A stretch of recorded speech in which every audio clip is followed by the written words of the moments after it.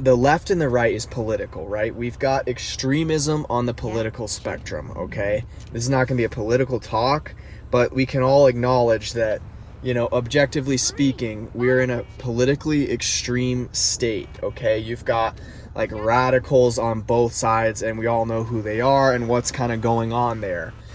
And then you've got that political division kind of being drummed up by economic pressure in the late stage empire, increased money printing, and that sort of creates this tension where people are more likely to find these political extremism, and that's like the basic idea there. And then we've got the up and the down, which also ties into this whole federal deficit and money printing issue,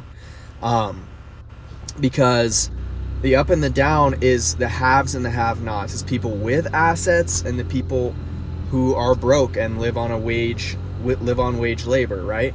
So that is the up and the down axis, right? You got the left and the right, which is political extremism, and then you got the up and the down, which is wealth inequality, right? And so, yeah, that's just like a framework here that I think is useful for understanding our current state in the arc of history, let's say. This is very inspired by like the Ray Dalio type thinking, and it informs my backdrop and my big picture for what I choose to do with my money and how I spend my time and investing and all that stuff. So, how does this apply to our personal finances here as we, find a job, we work our job, we toil, and we produce income, we make sure we're not spending too much. We spend basically as little as possible to create a big margin for ourselves to invest in the index funds, right? And that's basically what we're talking about here. That's the method we're talking about to generate wealth for ourselves. And that's all kind of par for the course. We all kind of know what that is all about and what we're talking about there.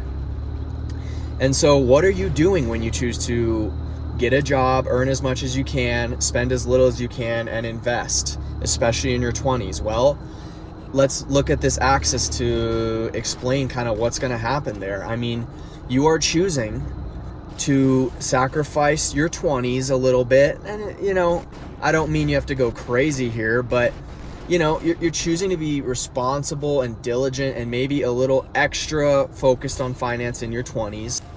And you're getting a piece of equity, right? You're building capital and assets, okay?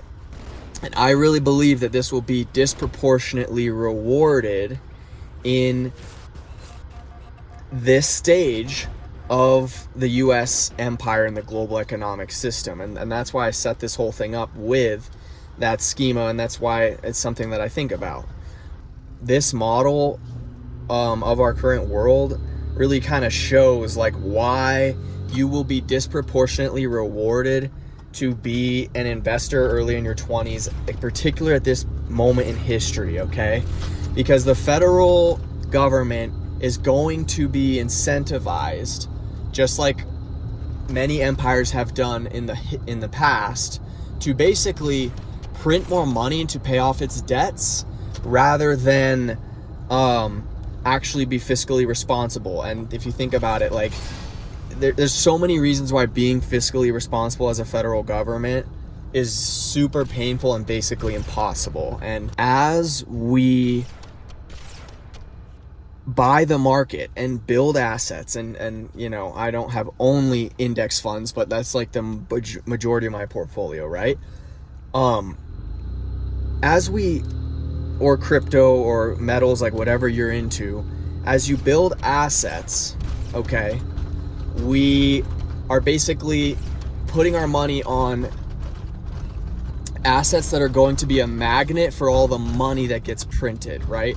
So as the government inflates the debt away, all that money wants to find a valuable place to maintain its value, and it's going to be in good assets. So a nice diverse asset portfolio with some good equity exposure and whatever you want in there is basically going to absorb all that inflationary money printing, right? Because no one wants to hold dollars in a world where dollars are getting less and less valuable because our government is inflating the debt away.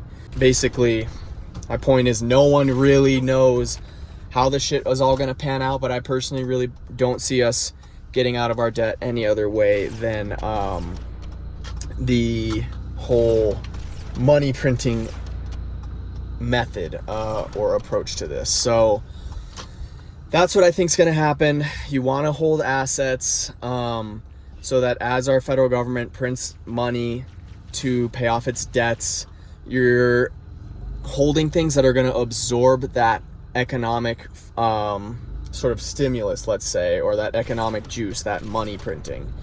And in short, we've got the left and the right axis, and we've got all this political tension and increased polarity on the political spectrum, but we've also got the up and the down spectrum, which is creating like the haves and the have-nots.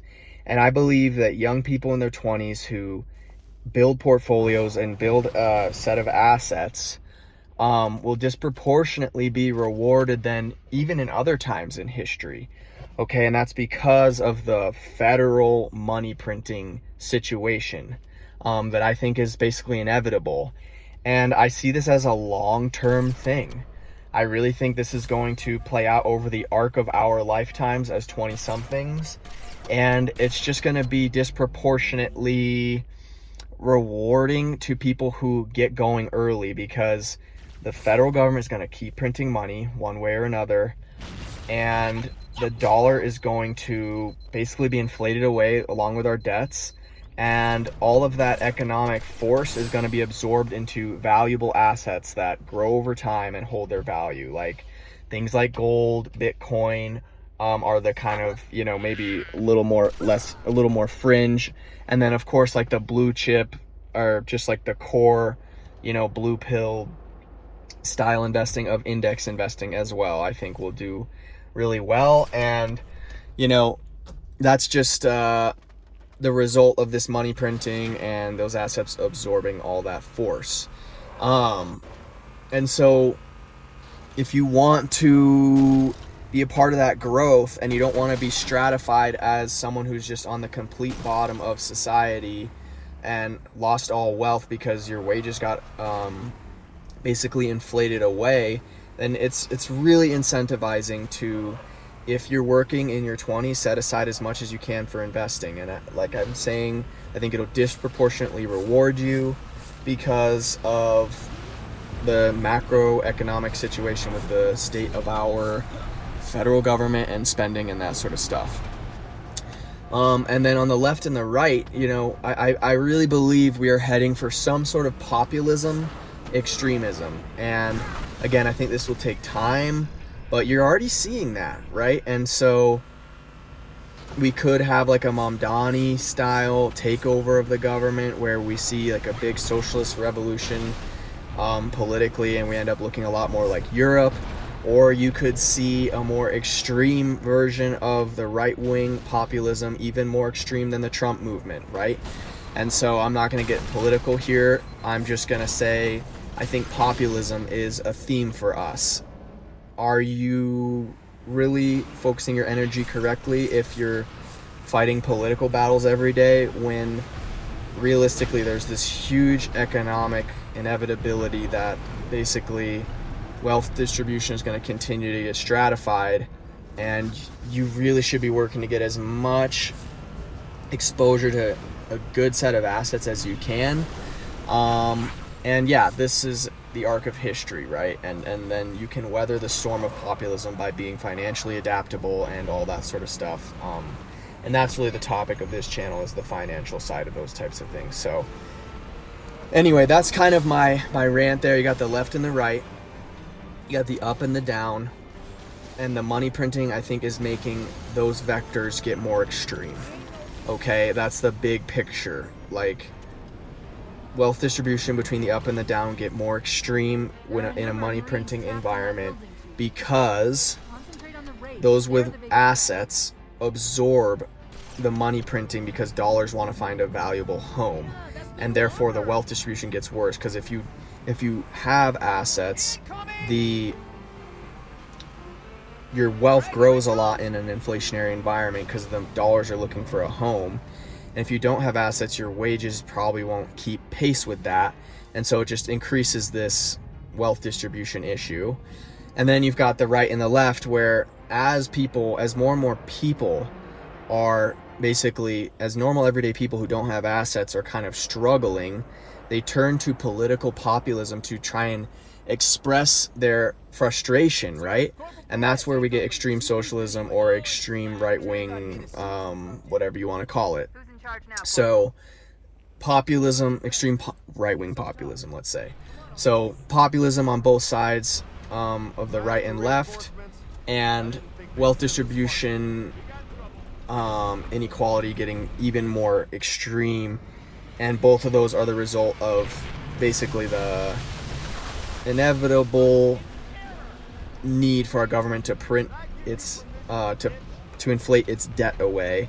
And I see that as the kind of main big picture story that is gonna be told over the next 30 plus years in America. And we will see what happens with other variables, which of course are always on the horizon and impossible to predict. As I see it, investing in your 20s will disproportionately reward you in this environment. So good luck.